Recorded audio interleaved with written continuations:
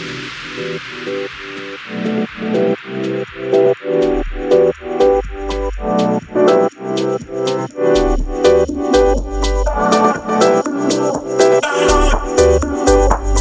Jeff Brim, and this is AWE 2019.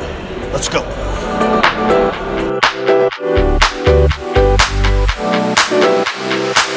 right, that was pretty good. Okay. Today we have Matt and Shane here from Reality Science, and we've worked with Matt and Shane on some previous projects at Deutsche Telekom. And so today we're just going to do a little quick discussion around digital ethics. So Matt, you were talking about ethics and brand. Yeah, so one of the things that we've talked to our clients quite a bit about is around ethics, but more specifically around your brand and how valuable your brand is, right? So if you think about your brand being kind of your ultimate asset, when you're doing things, especially in XR, you're doing anything that involves communicating with your customer or some outside entity, there's a message identified with your brand, and you have to protect that at all costs. And I think a lot of times, especially in this early age where everyone's still experimenting and trying to figure out what makes for good content, what's going to improve my brand, they have the fear of missing out. There's all these other factors they think about first before they think about the ethical part of it. So if you're not taking the ethical part into it, you run the chance of damaging your brand. So the example I love to give is, let's say you decide you're going to spend a whole bunch of money because you want to create this branded VR experience, something very simple, but somebody gets into it and they get cyber sickness and they throw up all over the place. Are they going to blame the content? Are they going to blame the headset? Or are they going to blame your brand? You just created an association with your brand. Now take it a step further if you're talking about the ethics part of it. Let's say that you do something inappropriate. It's a first-person shooter experience, you put your brand behind it, and somebody's supposed to kill a zombie. But for whatever reason, that zombie looks like some family member they had, or reminds them of a grandparent that passed away and then was in poor health.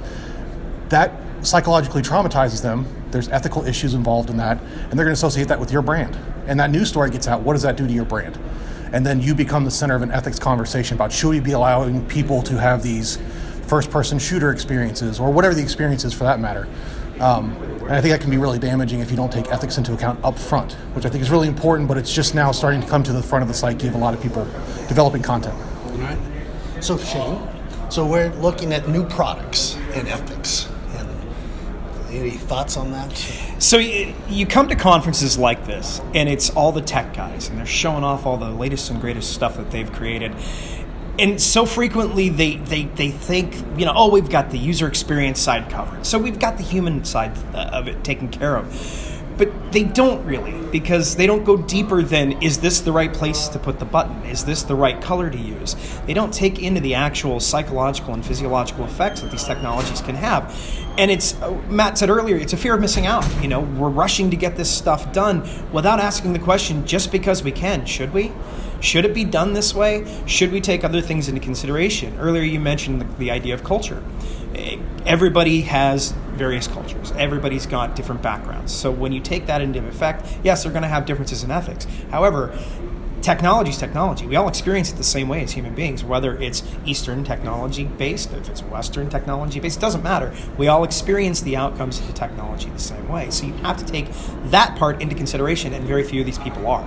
And when we come to conferences like this and we hear these guys, oh, we're going to do this, we're going to do that. Should you? Have you really thought that through and what the outcomes can and will be? I don't think so. You generally have not thought about that. So it's that whole mantra of throw spaghetti against the wall and see if it sticks. Well, that's great, but when you're failing because it's caused a negative outcome on your end user, like Matt was just talking about, you haven't taken that ethics into consideration about that product development. And unfortunately, product development doesn't involve that process. And it should. It's desperately needed. And we come to conferences like this to have talks and conversations about things like ethics and about outcomes and about human factors. And it falls on deaf ears 99% of the time, which is really tragic and sad. So you don't see it changing?